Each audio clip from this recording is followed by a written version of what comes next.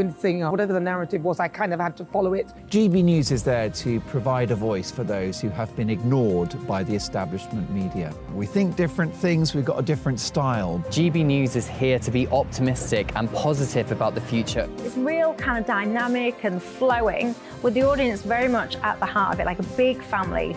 Here at GB News, we talk about the things that matter to you. Hearing the voices from right across our towns and cities, especially our towns. All sides of the argument represented with a heavy dose of opinion. We're on a mission here to make a difference. And the GB News family really is here for you, and whatever time of day you can watch or listen. Britain's watching. Britain's watching. We're proud to be GB News. The People's Channel. Britain's news channel. Monday to Thursday nights on GB News at 6.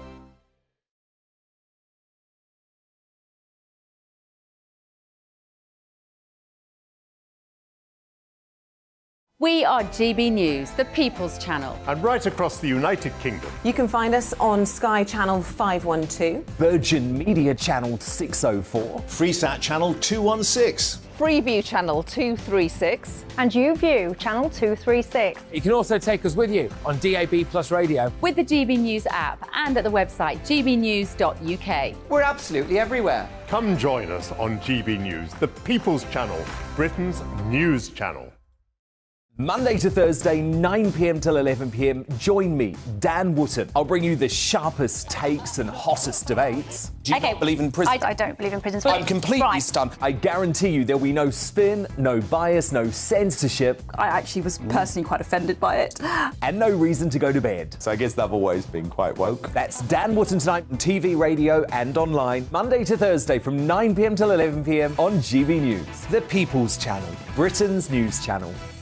Hello, I'm Michelle Dewberry, and you can join me every weekday 6 till 7 on Jubes and Kerr. You're an inspiration to us all. Clip that bit up. Well, you are. That's my ringtone. My political ambitions those days are gone, I can tell you. She's only teasing. Go on. He's probably going to want to lay down now. I'll give him 2 minutes to have one. Let's respectfully disagree. That's what we like on Jubes and Kerr. Come and join us. GB News, the People's Channel.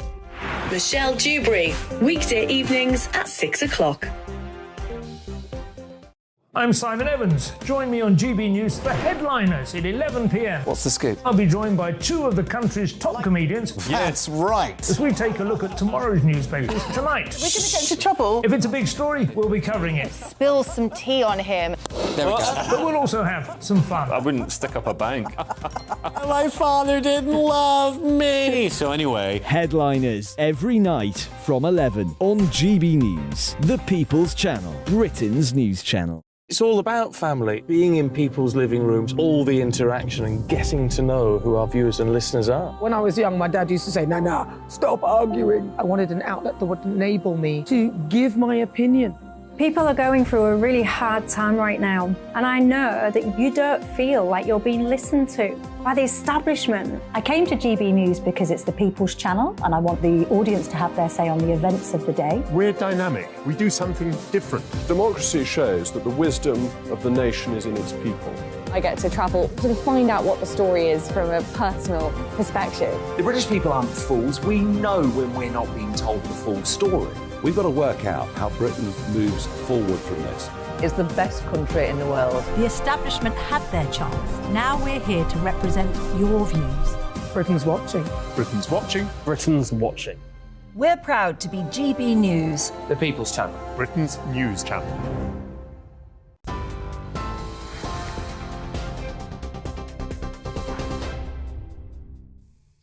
Good evening, I'm Tatiana Sanchez in the GB newsroom. BBC boss Tim Davie has apologised for disruption to the broadcaster's sports shows, but says he will not resign over the handling of the Gary Lineker row. It comes after Mr Lineker was forced to step back from Match of the Day over a tweet criticising the government's migration policy.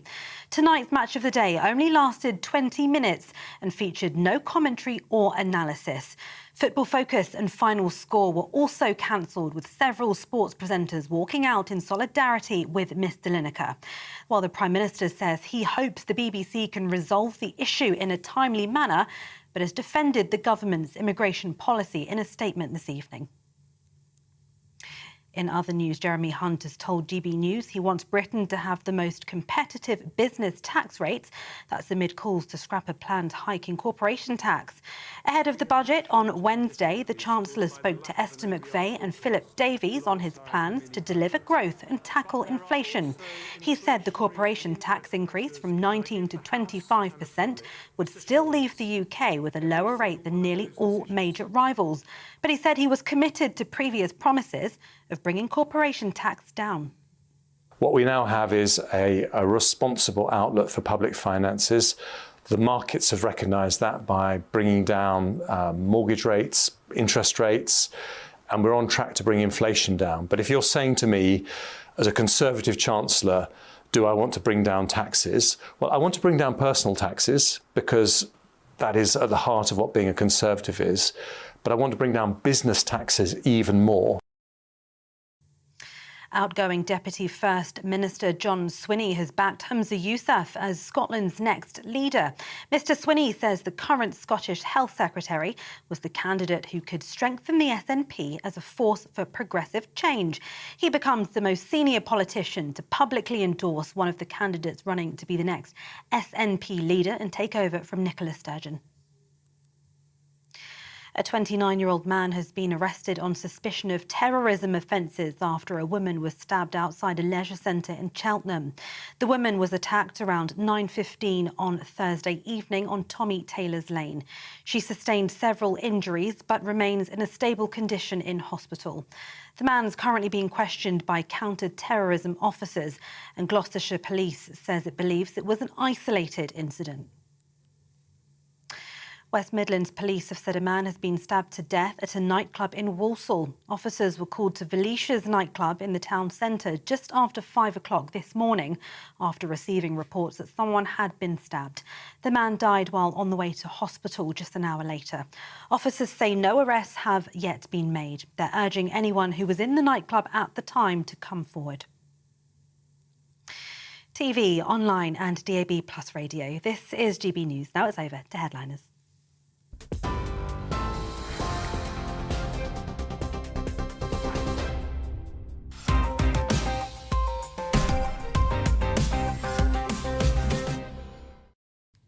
Hello, I'm Leo Kears and welcome to Headliners, your first look at Saturday's most important and fascinating stories. And joining me tonight are Bruce Devlin and Lewis Schaefer. How are you both doing? Fine, thank you. And you? Yeah, not bad. So you came down from Edinburgh? Yeah, everyone thinks I'm from Glasgow. I'm originally from Dundee, but I'd live in Edinburgh the majority of the time, but I'm down for a bit as of yesterday. And you're originally from New York. Are you a small boat migrant or a large boat migrant? I'm a big plane migrant. And let me just say this. I've spent a year of my life in Edinburgh. Right. The year? A year. In total in my life, I've spent at least 12 Edinburgh festivals there. Wow. More than that. Can you claim benefits there now? I mean, how does that... Well, who knows what the rules are with those people up there. They're absolutely crazy. Anyway, let's take a look at tomorrow's front pages, and we start with the Daily Mail. It has Prime Minister hits back at Lineker storm. The Sunday Telegraph says, I won't quit, says BBC boss as he hints at climb down. The Observer has Lineker row threatens to topple BBC chiefs and hit the asylum plan. The Sunday Express has BBC Sport blackout. No match of the day today. You could watch it on GB News instead. The Sunday Mirror has Lineker, I'll never be silenced. And the Daily Star has BBC in crisis, off, off, off. And those were your front pages.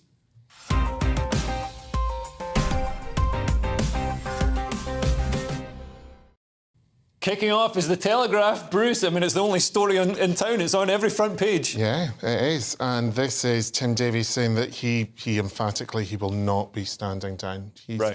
What he's going to do is he's going to look over impartiality guidelines. Right. So he's going to have a wee word with some people. I don't think he wants to stand down because I think you get quite well paid if you're in a top job at the BBC. And a lot of power and influence. It's and a lot of power fun and job influence to have. But people always say they're not going to stand down right before they stand down. That's what I've noticed.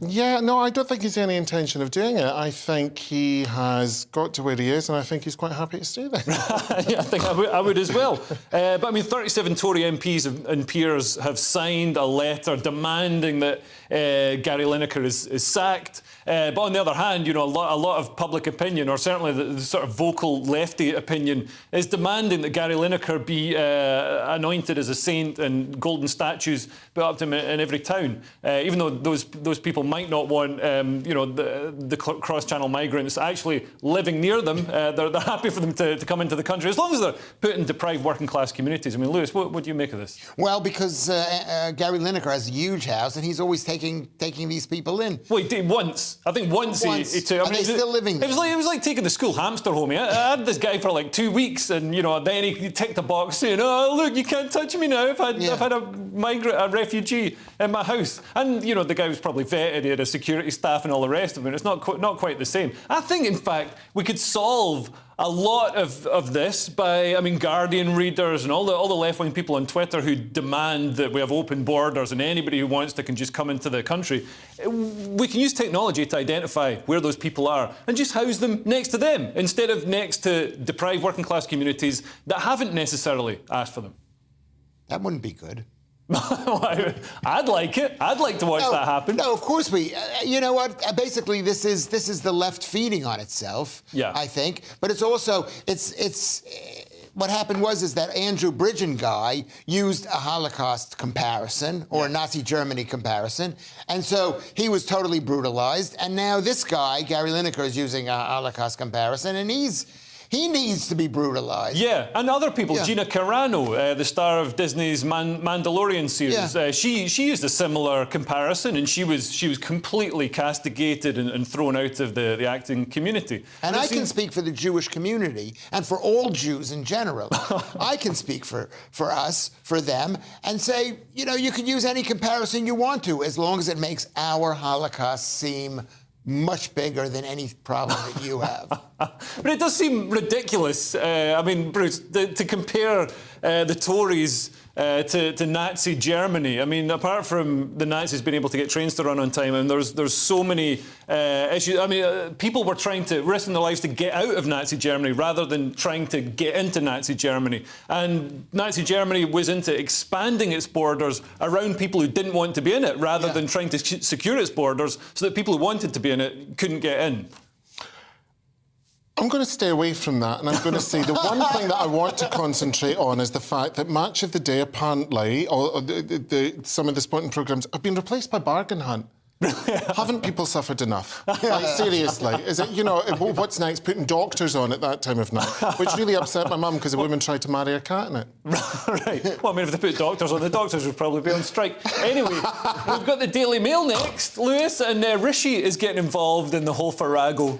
Well, he is getting involved by saying, I don't want to be involved. I think that's what the story is. He said it's up to the BBC. He was praising Gary Lineker, who was a great football player and a talented presenter. And the dude, I wasn't here at the time when he was playing football, but I think, and football is the best thing in England, English football. I can, that and men.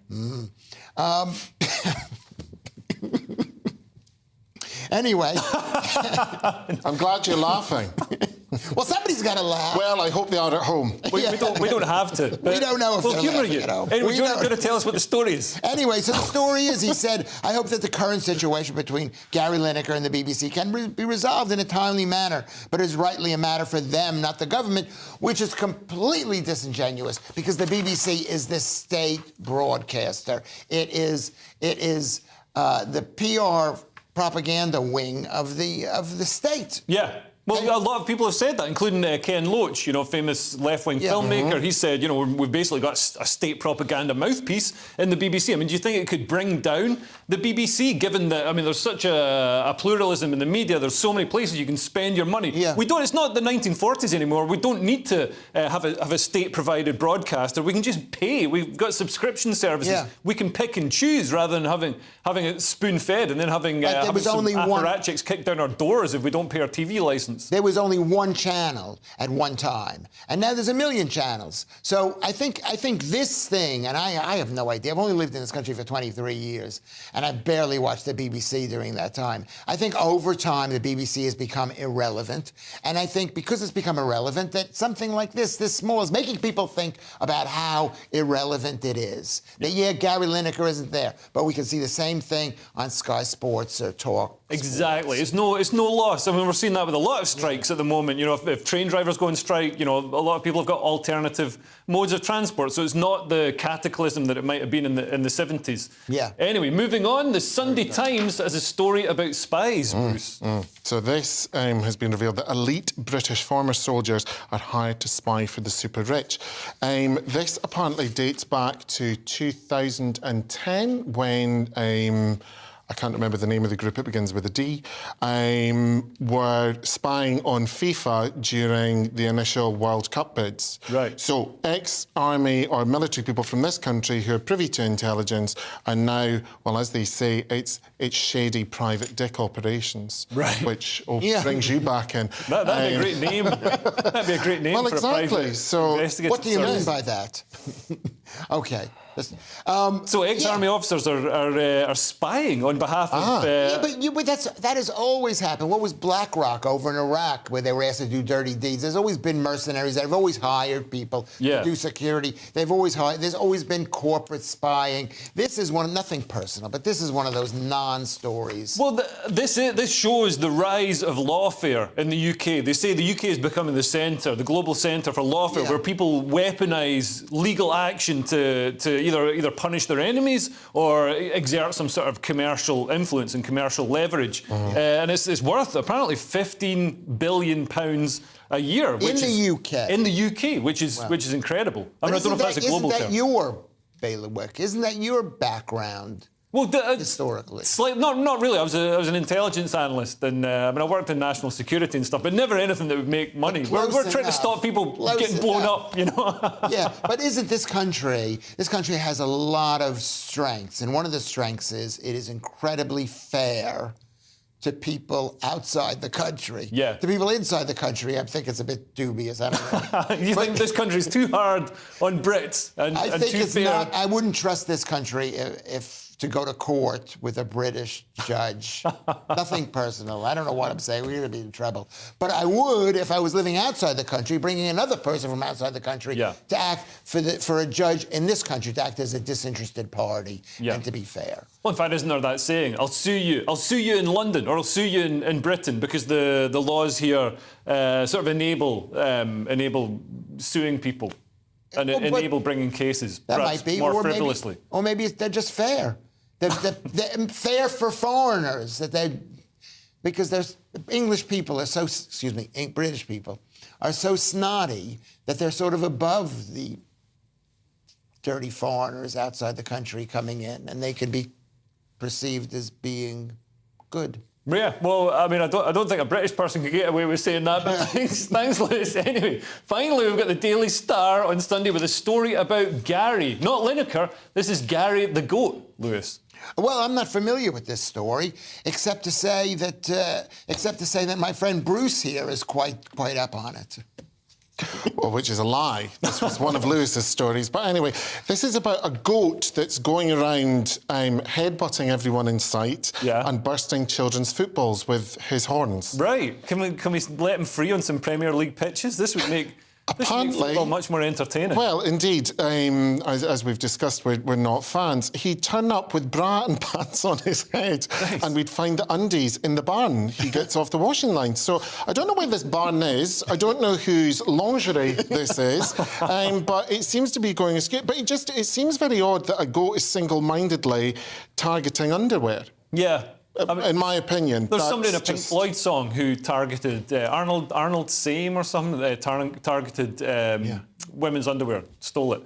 But I'm not suggesting the goat is taking his inspiration from early Pink Floyd. Arnold Lane. Arnold Lane, that's it. Yeah. Yeah, that was the Pink Floyd's first hit, or maybe one of the first hits. Yeah. See, I didn't like them as a child because of the video of only one hole in the wall or something like that. Brick in the wall, And there was like a kind of jammy Dodger that was trying to hang itself. Do you remember that? I don't remember that. You don't? It was, well, you know, there you go. We've got a goat that's stealing pants, but you don't remember that. That's fair enough. Anyway, that's the front pages done. Coming up after the break, we've got why Trump is looking weak, why Prince Andrew wants another tell-all interview. See you in a couple of minutes. Don't go away.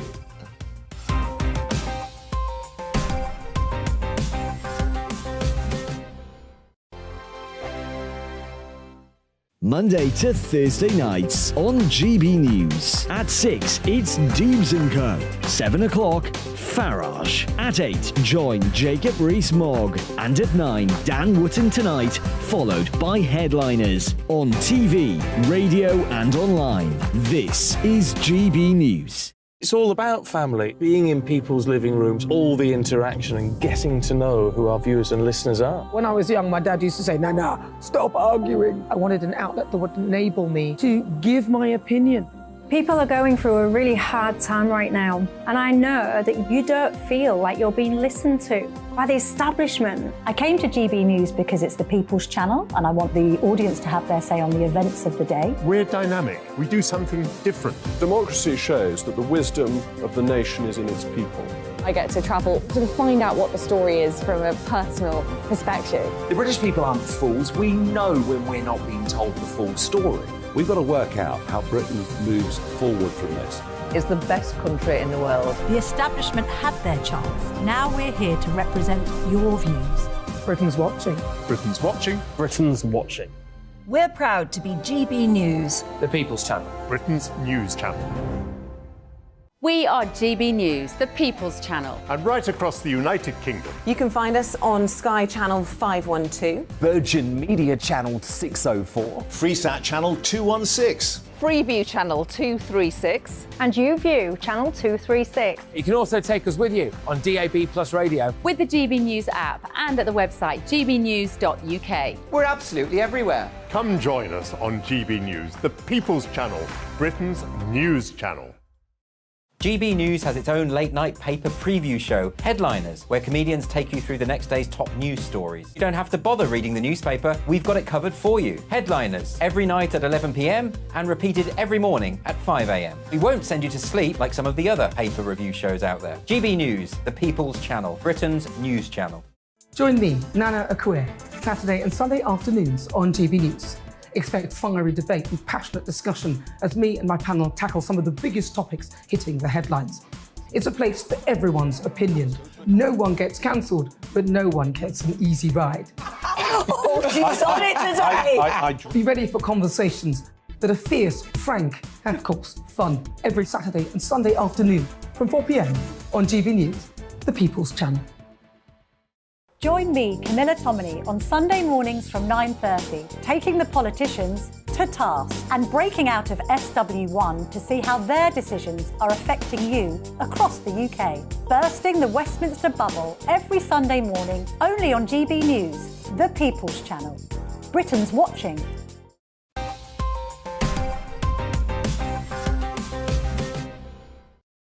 Welcome back to Headliners with me, Leo Kearse. I'm joined by the beautiful Scottish Bruce Devlin and amazing American Lewis Schaefer. What about beautiful? I'm beautiful too. Well, yeah, you've got a certain charisma. Anyway, let's continue with the actual stories. We've got the Observer now, and Rishi is being criticised for his plans to put the children of illegal immigrants in cages. Listen, putting children in cages is a fantastic idea. Don't just do it to refugee children coming across the channel. Do it to all children, everywhere. Every pub in the UK should have a cage out the back. They can just fling these little brats in, get them in there, have a pint in peace. Man, nobody's going to knock over the Jenga. Anyway, Bruce, tell us more about this wonderful idea. Is that not the soft play area in family restaurants? Maybe you're talking is. About? Maybe it is. I just want to see it like less soft and more cagey. Oh, wow, right, OK. And, you know, that's what I like about you, no grey areas. You're just in there. It's good. So, I take it this is to do with senior Tories condemning sickening plans, their words, which would allow unaccompanied minors to be held. And this is in a U-turn on past legislation. So, Rishi Sunak plans to reduce small boat crossings, and this will effectively reverse a ban on child detention implemented under David Cameron and open the door to the expansion of the practice. Yeah, that's absolutely absolutely right. I mean, it does sound appalling, but we're facing an absolute cataclysm with. I mean, there's a projected 80,000 people to come across the Channel this year on small boats, and the country's already struggling to deal with the issue.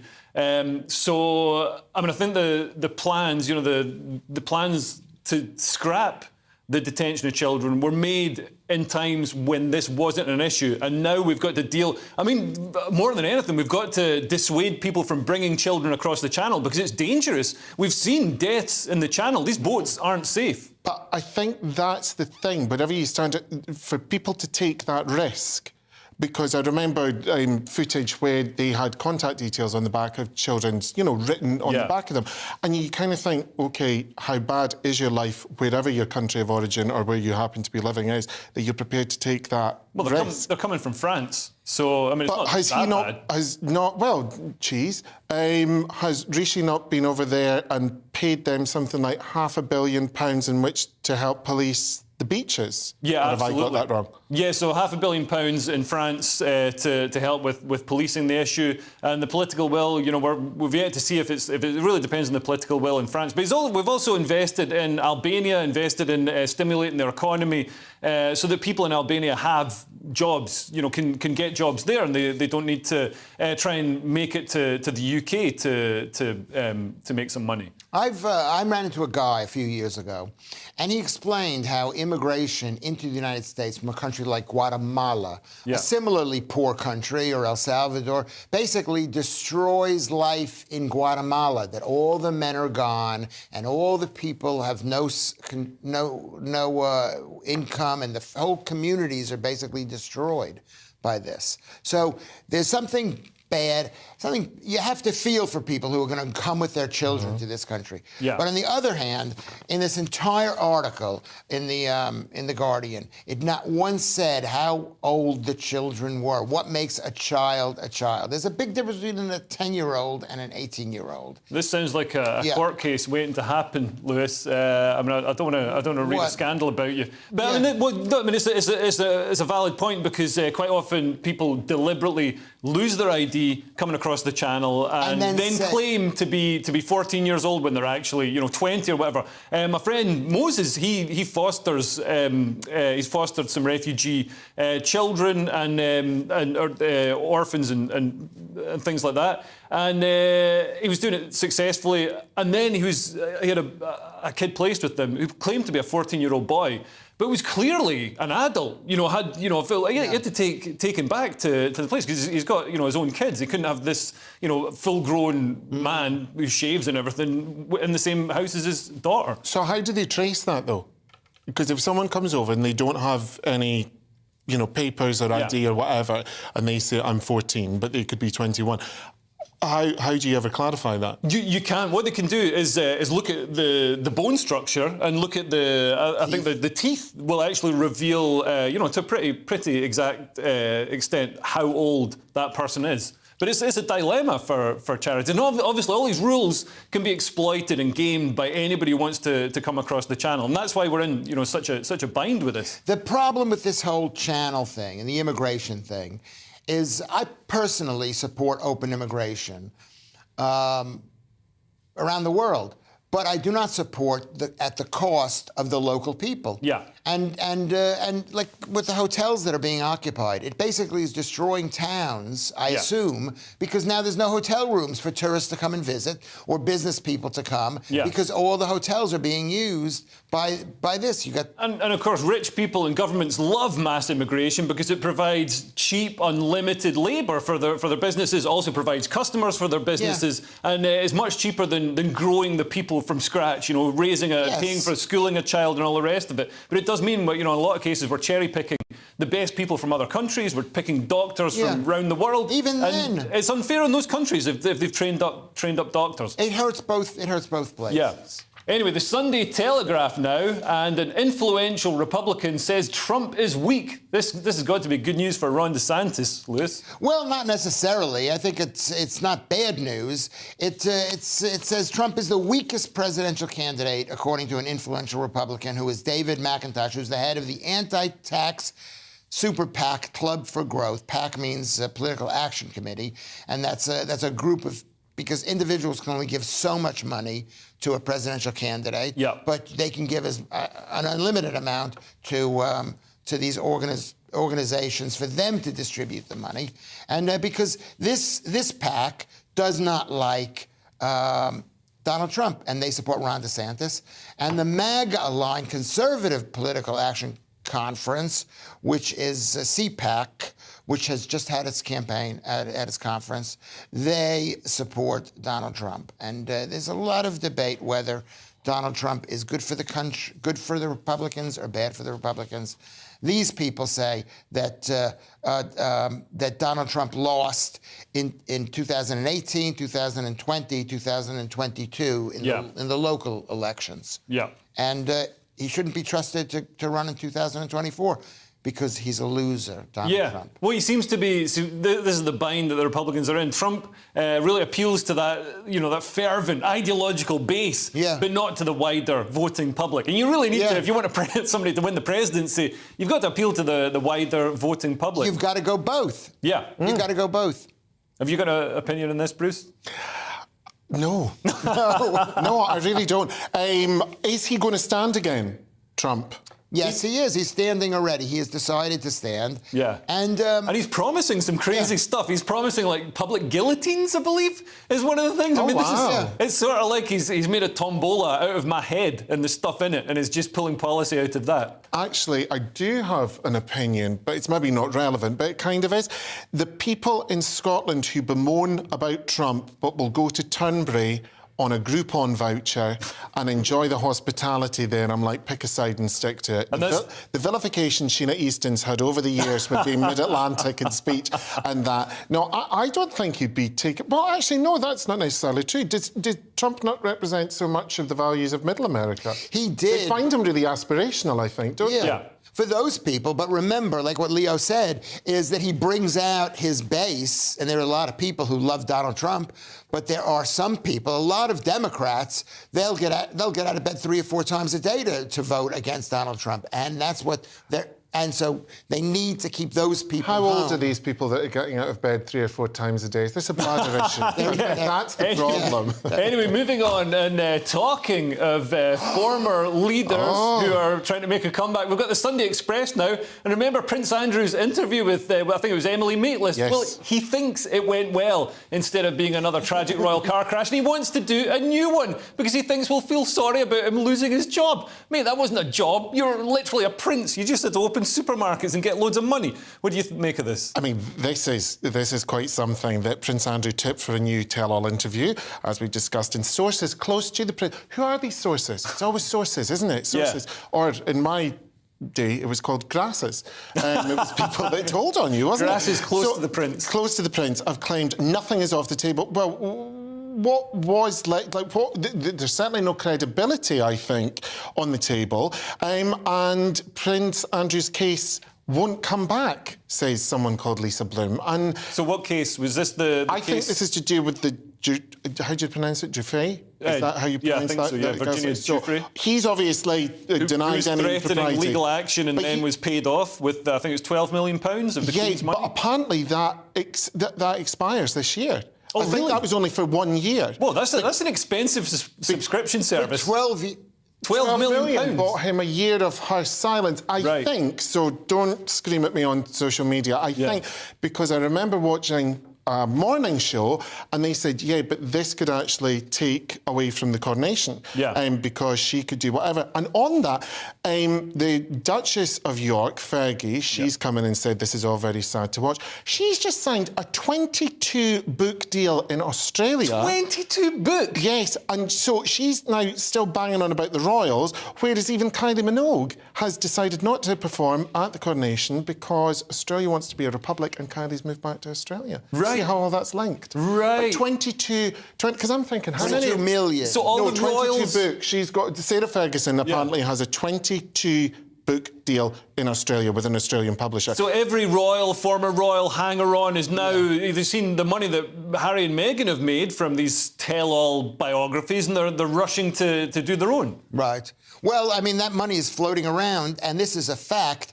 I was asked this week to be in a major television show as Prince Andrew. Amazing. Really? Amazing. Well, I hope you get the part. Yeah. You might need to work on the accent. I can't do it. I'm booked. I'm booked up already. But that's. But I've always thought of myself as more of either Harvey Weinstein or Jeffrey Epstein. Well, that would fit then. I mean, what was the show? Was it Crime Watch? I'm not allowed to say what it is. Anyway, we've got the Independent now, and there's controversy over electric shock treatment for women.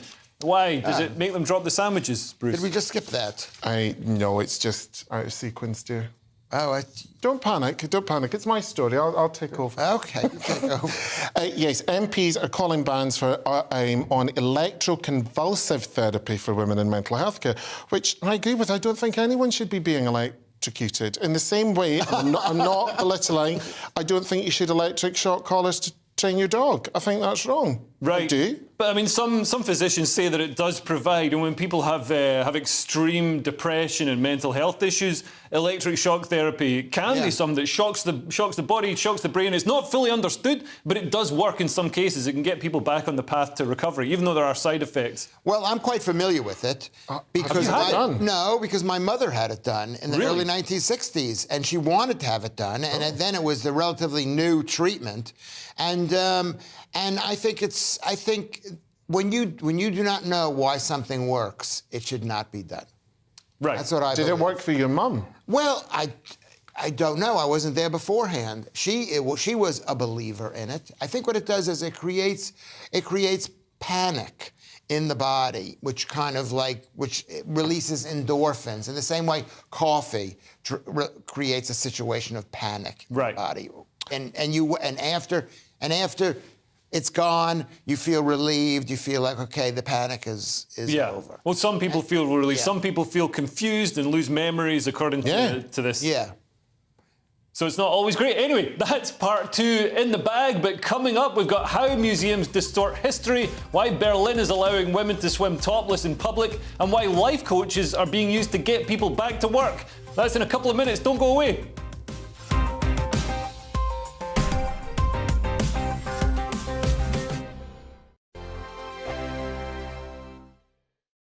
I joined GB News because I was sick and tired of not hearing my views being represented, not just mine, but so many people that I knew and spoke to. I just couldn't get my voice out there. I couldn't say anything. I couldn't do anything. Whatever the narrative was, I kind of had to follow it. GB News is there to provide a voice for those who have been ignored by the establishment media. We think different things, we've got a different style. GB News is here to be optimistic and positive about the future. It's real kind of dynamic and flowing, with the audience very much at the heart of it, like a big family. Here at GB News, we talk about the things that matter to you. Hearing the voices from right across our towns and cities, especially our towns. All sides of the argument represented with a heavy dose of opinion. We're on a mission here to make a difference. And the GB News family really is here for you, and whatever time of day you can watch or listen. Britain's watching. Britain's watching. We're proud to be GB News. The People's Channel. Britain's news channel. Westminster is going around in ever-decreasing circles, followed by the media. Britain is broken. How on earth did we get into this mess? But more importantly, how do we get out of it? Join me at 7 p.m, Mondays to Thursdays on Farage. Here on GB News, we will have open, rational debate. We've got to work out how Britain moves forward from this. Join us here on GB News, the People's Channel. Britain is watching. You've probably seen politicians interviewed 1,000 times, but we do it differently. We find out who they really are, we don't shout, we chat, and hopefully we bring a bit of light, not just heat. Did you know Kate Moss? Apparently. Do you have a pair of jeans or a pair of jeans? No, of course I don't. What would I do with them? My friends are like, oh my God, what's she doing now? Join me every Sunday at 6 for Gloria Meets, only on GB News, the People's Channel, Britain's news channel. I'm Jacob Rees-Mogg, the Member of Parliament for North East Somerset and a former government minister. For years, I've walked the corridors of power in both Westminster and the City of London. I campaigned in the largest democratic vote in our island's story. I know this country has so much to be proud of. We need to have the arguments, the discussions on how we make it better. The wisdom of the nation is in its people. Vox Populi, Vox Dei. That's why I'm joining the People's Channel. Join me Monday to Thursday at 8 p.m. on GB News, Britain's news channel. I'm Mark White. As GB News Home and Security Editor, I cover those key issues that are so important to you. Our authorities, our communities doing all they can to combat violent crime. With the public services under unbearable strain, why are we still failing to control our borders? Defence, the first priority of any government, has been continually hollowed out.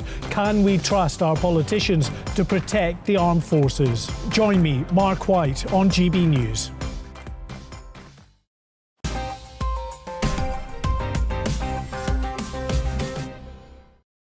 Welcome back to Headliners, going through tomorrow's top stories. And who controls the past, controls the future, wrote George Orwell in 1984, describing a totalitarian government that edited history to manipulate the thoughts of the people in a dystopian future. There's plenty of evidence to suggest that we're now living in that future, according to the Sunday Telegraph, Lewis. Well, this is one of those, excuse me for saying it's another non-story. It's like saying that museums have a point of view. And all institutions have a point of view.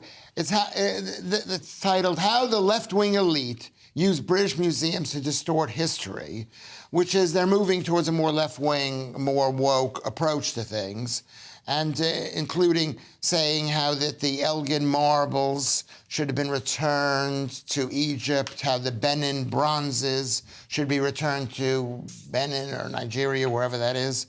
And another thing that they're complaining about is that there's a discussion whether it's okay to even use the term mummy to describe an embalmed corpse. Is that because it's not a gender-neutral term? I mean, shouldn't museums be... They should be neutral. Museums shouldn't have a politicised view on the history that they present. But that's what they're saying here. What I'm saying is it's impossible for any institution to be neutral. It just is impossible. If you revere the history, that's not neutral. If you blame your history, that's not. But you can certainly try harder. I mean, at the moment at Kew Gardens, which I mean it's a wonderful place with so many plants that have been brought to the UK. But they say that some plants are racist or have racist names. The other places have medical exhibits that they describe as sexist. I mean, surely putting these modern values on historical artefacts isn't true. I mean, what if a right-wing party took over? I mean, the Tories actually aren't right-wing. Sorry to disappoint anybody, but they're not. They're a Conservative party in name only. But, if a right-wing party or a far-right party got in and then wanted to do something else, wanted museum exhibits to, say, for example, justify that, homosexuality or something was wrong, as far-right, parties have done in the past. This creates a precedent that would sort of justify them doing it. But there's no way around this. If you don't change a museum, you're left with a museum of a museum. Where I live in southeast London, there's the Horniman Museum, which is the most amazing place because they still have the original boxes and the original displays that the animals come in, including a seal that looks so unnatural. I don't think they never saw a seal before. Bad taxidermy. Were you disappointed when you went into the Horniman Museum? Not Horniman. And it wasn't Horniman. It didn't live up to its name. No. That joke has been made many times before, Leo. But it's in a fantastic place. Yeah. But it is a relic. Yeah. And so there's no around this. This is either you change and it becomes weird, or you don't change, it becomes weird. So whatever we've got is going to present the values of today. Anyway, the Sunday Times now, and the government has found a new and inventive way to waste our taxes. £250 million a year on life coaches for lazy people, Bruce. Well, we don't know if they are lazy, in fairness. Well, I'm willing to gamble. I'm willing to put some money down on that. It says people who have left the workplace or workforce due to long-term problems such as mental health could be offered support. Millions of the long-term sick will be offered life coaches to help with mental health, debt and other problems under plans being considered to get people back to work. Now, I was thinking about this. Is there then going to be enough life coaches, or are they going to do a recruit for life coaches? Because it seems if this is a new thing and this is solving unemployment, then a lot of people might think, you know, this could be the job for me. Yeah, and what if the life coaches then decide to go on long-term sick because they don't like working? I mean, have they really thought this through? Yeah. Well, I think it's a brilliant idea because, I mean, everybody likes someone to talk to. That's the role of counselling. I mean, is talking to somebody, especially people who are down in the dumps. It's good. It's good. Wouldn't a better system to get these people back into work be to cut their benefits, which is not only does it not cost us anything, it saves us money as well. I think maybe. How about maybe sending big men there and maybe roughing them up? How about that? That's good if they're willing to do it for free. Maybe they could do it for whatever jewellery they could get off their fingers. Anyway, moving on, we've got the Metro. While the West is now so liberal that drag queens teach children about all 172 genders and school sex education includes advice on how to choke your partner. I'm not making this up, by the way. Developing countries seem to be going in the opposite direction on gay rights. Lewis, well, this is in a way, a sad story because it's going so far away from what we're doing. Even if we don't think what we're doing is very good, I think it's upsetting to read this. Uganda considers criminalizing LGBTQ plus people for simply being who they are, unquote. And the President of Parliament of Uganda has introduced chilling new legislation. Not just to make sex acts illegal, because they're already same-sex illegal, which it already is. Punishable by life in prison. Yeah, which is... but, well, you could say that they're advanced. It's not the death penalty. Yeah. Although, I mean, if you have life in prison, you're probably going to have more gay sex. That's an old joke, Leo. And, well, yeah, you were probably there when it was written, Lewis. Probably there. And it says such things as touching, okay, with the intention of committing an act of homosexuality or simply saying you're gay is enough to be ending up in a decade in prison. Yeah, I mean, this is sort of reminiscent of our hate crime laws where, you know, even the merest whiff of anything that you've tweeted can result in a knock on the door from the police. But I mean, this really is quite chilling. And Bruce, I mean, do you think the ultra progressiveness of Western liberalism, where we do have, you know, drag queens going into schools and libraries and stuff like that, is actually making it harder for LGBTQ people in developing countries because it gives their anti-homosexual politicians ammunition? You know, I've seen this in Russian propaganda. They say, look what they're doing in the West. Well, as the only out homosexual man on the panel tonight... Hey, the night's still young. I really don't know. I read this and I do think it's abhorrent because then what, if you have a gay thought in your house in this country, how are they going to find that out and how can you be charged with that? Yeah. And I know that is so simplistic and maybe not, but that's kind of, you know... It's like something Hamza Yusuf would think up, this sort of thought crime. I think he's very busy at the moment thinking about his next move, so we'll leave him alone just now. But I don't know if it's anything to do with drag queens going into schools and reading books. Well, yeah, not directly, but I mean our ultra permissive-ness and sort of the co-opting of children into it certainly gives people ammunition in other countries. But do you know what really surprises me? That everything comes down to it's automatically to do with the sexualisation of whatever. Yeah. And in my limited experience of the bits that I've read, because I don't know any drag queens that have gone into a school. Yeah. But I'm sure the drag queens that I know, if they were called in to read a book, it wouldn't be anything else but to read a book. Yeah. If you see what I mean. So I suppose I do tire of the fact that people seem to always think it's something to do with some kind of sexualisation of the children. But I mean, if they're brought in, I mean, in the Isle of Man, there's a drag queen brought in to teach sex education, which is specifically about, you know, sexualisation. I didn't know that. So yeah, I mean, and there's you know other instances. Obviously, you know, drag itself. If you've got, you know, drag drag queen shows for children. It's an inherently sexualised performance. I mean, certainly I get aroused. But I mean, Lewis, also, do you think there's an issue with, Gary Lineker and all these lefties want, open borders? Borders, I wish. They want open borders immigration, but I mean, some people in other countries, I mean, in Uganda, they seem to have some ideas about, LGBTQ rights here that don't quite match what we've got in the West. Isn't there a worry that people would bring these ideas with them? You'd think there'd be a worry that we're bringing people in without any vetting at all. They're sort of self-appointed. They've self-identified as being an English person. And I think maybe, it's not up to me to say, but it seems like, so what you're saying is don't bring people from Uganda into this. No, I'm not saying that. I'm just saying it's something we should perhaps be aware of. And we've certainly seen with not Uganda but other cultures and other ideologies that have been brought here. We've seen, there was the Manchester Arena terrorist who was a Libyan refugee saved from the Mediterranean by the Royal Navy. So how is that related? Because it's somebody bringing an ideology. Attitudes from other countries, from wherever it is, that don't match Western liberal democratic values of openness and tolerance and equality. That law has not passed yet, so we don't know. And you can't. I don't know if you could put an entire brush all of Ugandan people as being anti-gay. I'm absolutely not doing that. But what I'm saying is, we should perhaps just, it should be somewhere aware of, and we're perhaps. I mean, look at everybody was up in arms about Wayne Couzens and saying the whole Met Police is this huge problem. Why can't we say that about other?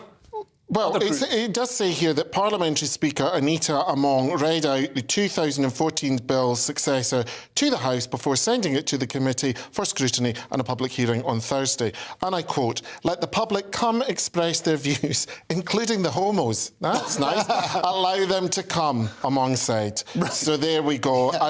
But to the MP, she said, "This is the time you're going to show us if you are a homo or not." But that's what I mean. It all seems so base because it's maybe this is how we need to do parliamentary bills in this country as well. Anyway, the Sunday Telegraph now, and a feminist group is giving lessons in schools about Andrew Tate encouraging boys to hate girls while also saying that gender isn't binary, so boys and girls don't exist. Bruce, can you make sense of this? Well, I didn't know who Andrew Tate was until his downfall, and obviously he's not being charged with anything, but is he still being held on alleged rape and human trafficking charges? I believe he is still in jail in Romania. Right. So what I understood from that was that he got into, I'm going off topic slightly, but it is related. He got into a fight with Greta Thunberg and then did a video where he was having some pizzas delivered to prove that his carbon footprint was huge, and then whoever was watching that found out where he was and then was able to go and arrest him. So I'm not necessarily thinking he's the most intelligent person in the world, but there is an organisation, Bold Voices, who have created a toolkit for teachers on how to discuss the misogynistic influencer facing rape and human trafficking charges. So, yeah, I think a lot of people who are aware of him are aware that he's not particularly, well, shall we say, light and frothy, for want of a better thing, and want to act upon that.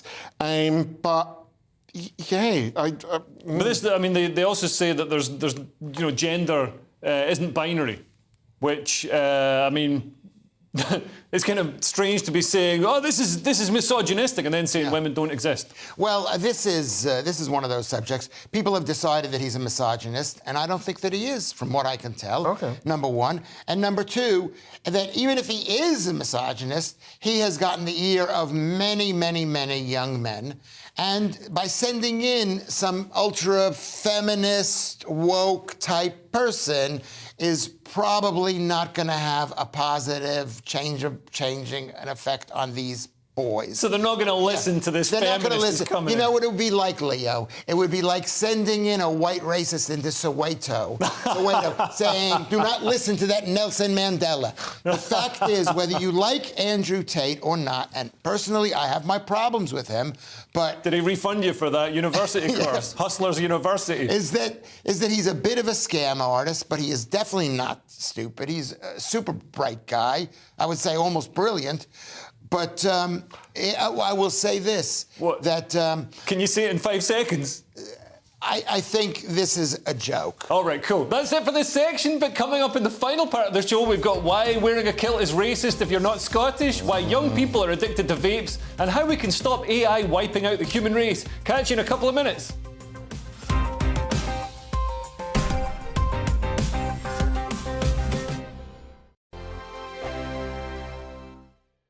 We are GB News, the People's Channel. And right across the United Kingdom. You can find us on Sky Channel 512, Virgin Media Channel 604, Freesat Channel 216. Freeview Channel 236, and YouView Channel 236. You can also take us with you on DAB+ radio. With the GB News app and at the website gbnews.uk. We're absolutely everywhere. Come join us on GB News, the People's Channel, Britain's news channel.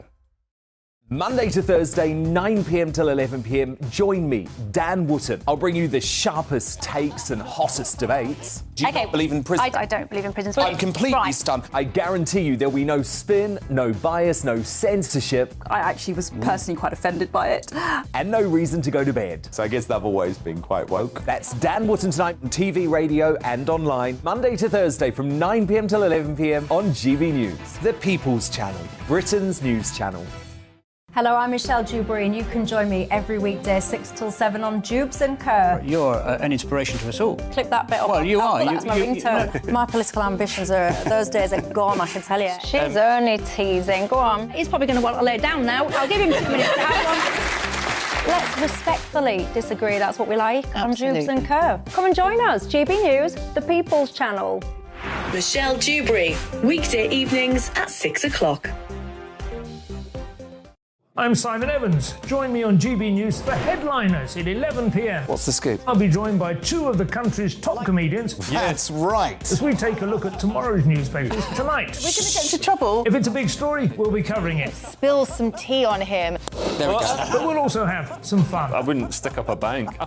My father didn't love me. So anyway, Headliners every night from 11 on GB News, the People's Channel, Britain's news channel. It's all about family, being in people's living rooms, all the interaction and getting to know who our viewers and listeners are. When I was young, my dad used to say, no, stop arguing. I wanted an outlet that would enable me to give my opinion.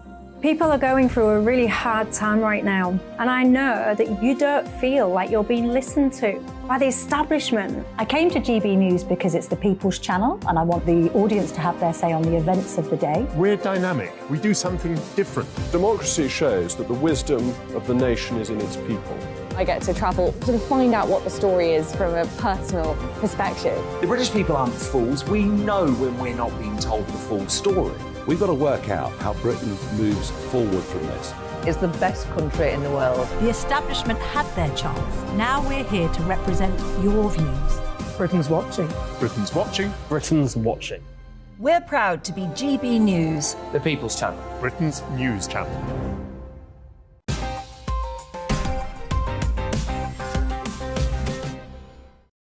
Welcome back to Headliners. We've got the Sunday Telegraph now, and as Scots, we've always known that the only people who wear kilts are American people at weddings. But is it cultural appropriation, Bruce?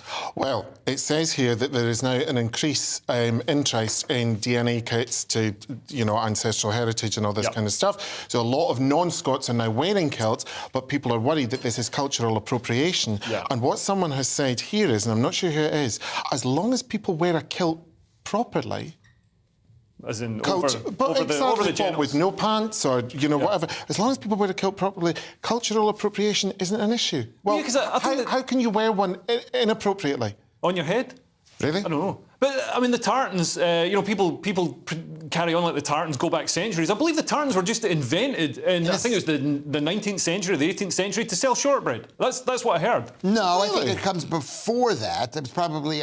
That's a good point, but I wrote that down here. That the history of the kilts is not that ancient, all right? I mean, people did wear kilts, but they didn't have their own little tartans and decisions. This is not, when I heard this, I thought to myself, oh my God, this is the Scottish government again being horrible. Yeah. Trying to alienate true Scottish people. And first of all, you can't tell what a Scottish person is. There is no Scottish blood, I don't think. I think it's a mix. Whoa. No, I mean, this is my heritage you're erasing. Isn't it a mixture? Isn't Scottish blood like a mixture of like English and that's like everybody has. Well, there's going back far enough. There were the Picts. The Picts, and then there were the other kinds, the Welsh, whatever. Anyway, the point is, my guess is that this is being printed to tell the Americans who are into cultural appropriation, and they don't want to be guilty of it. They're saying it's okay to do it because they can't wear a Mexican sombrero anymore. Yeah. And the Americans can't. They can't. So the kilts are the only thing they can do. So if the village people reformed, they could just wear kilts. Yeah, maybe. And they wouldn't have to be tartan kilts because so many kilts now are just, plain colours. Leather. Leather, something like that. 21st century Anyway, kilts. the show is nearly over, so let's take another quick look at Sunday's front pages. The Daily Mail has Prime Minister hits back at Lineker storm. The Sunday Telegraph says, I won't quit, says BBC boss as he hints at climb down. The Observer has Lineker row threatens to topple BBC chiefs and hit asylum plan. The Sunday Express has BBC Sport blackout. The Sunday Mirror says, Lineker, I'll never be silenced. The Daily Star on Sunday says, BBC in crisis, off. And those were your front pages. That's all we have time for. Thank you to my guests, Bruce Devlin and Lewis Schaefer. And join me again tomorrow. We'll have Josh Howie and Lewis.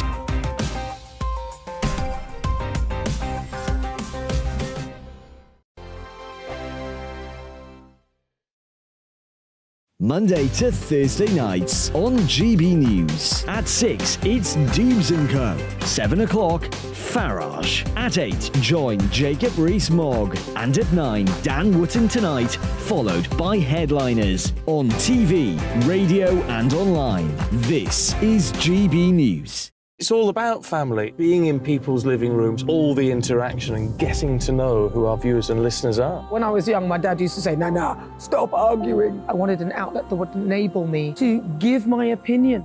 People are going through a really hard time right now, and I know that you don't feel like you're being listened to by the establishment. I came to GB News because it's the People's Channel, and I want the audience to have their say on the events of the day. We're dynamic. We do something different. Democracy shows that the wisdom of the nation is in its people. I get to travel to find out what the story is from a personal perspective. The British people aren't fools. We know when we're not being told the full story. We've got to work out how Britain moves forward from this. It's the best country in the world. The establishment had their chance. Now we're here to represent your views. Britain's watching. Britain's watching. Britain's watching. We're proud to be GB News. The People's Channel. Britain's news channel. We are GB News, the People's Channel. And right across the United Kingdom. You can find us on Sky Channel 512, Virgin Media Channel 604, Freesat Channel 216. Freeview Channel 236, And YouView, Channel 236. You can also take us with you on DAB Plus Radio. With the GB News app and at the website gbnews.uk. We're absolutely everywhere. Come join us on GB News, the People's Channel, Britain's news channel.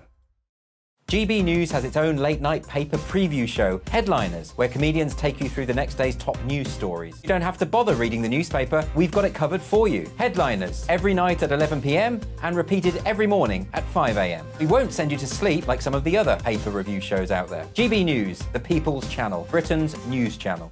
Join me, Nana Akue, Saturday and Sunday afternoons on GB News. Expect fiery debate and passionate discussion as me and my panel tackle some of the biggest topics hitting the headlines. It's a place for everyone's opinion. No one gets cancelled, but no one gets an easy ride. Oh, she's on it today! Be ready for conversations that are fierce, frank, and of course, fun. Every Saturday and Sunday afternoon from 4 p.m. on GB News, the People's Channel.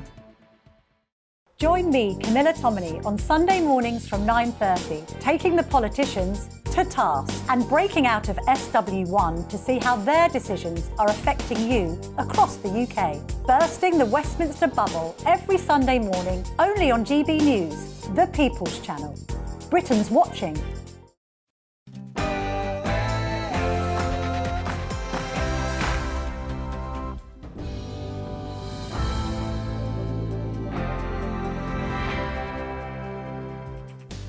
Good evening, here we are together again for Neil Oliver Live on GB News TV and on radio.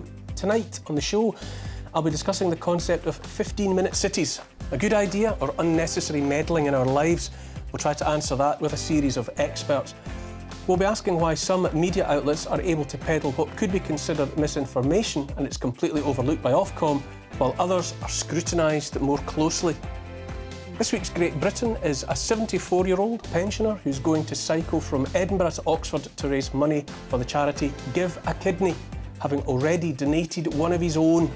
All of that and more, plus plenty of conversation with my brilliant panel, Emma Webb and Jacob Reynolds. But first, an update on the latest news from Tatiana Sanchez.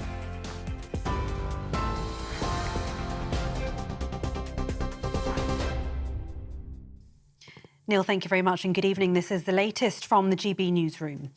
The BBC has apologised and says it's working hard to resolve the situation after experiencing a mass boycott by its sports presenters. It comes after Gary Lineker was forced to step back from Match of the Day over a tweet criticising the government's migration policy. The show will go ahead this evening, but Alan Shearer and Ian Wright have both backed out. Football Focus and Final Score have been cancelled as well after Alex Scott and Jason Mohammed said they won't appear. BBC Scotland's coverage this evening has also been affected. They said in a statement that Sport Scene will run an amended format similar to that of Match of the Day. Labour leader Sir Keir Starmer says the corporation is in the wrong. The BBC is not acting impartially by caving in to Tory MPs who are complaining about Gary Lineker. They've got this one badly wrong and now they're very, very exposed, as is the government, because at the heart of this is the government's failure on the asylum system. And rather than take responsibility for the mess they've made, the government is casting around to blame anybody else, Gary Lineker, the BBC, civil servants, the Blob. What they should be doing is standing up, accepting they've broken the asylum system and telling us what they're going to do to actually fix it, not whinging on about Gary Lineker. In other news, the Chancellor has told GB News he wants Britain to have the most competitive business tax rates amid calls to scrap a planned hike in corporation tax.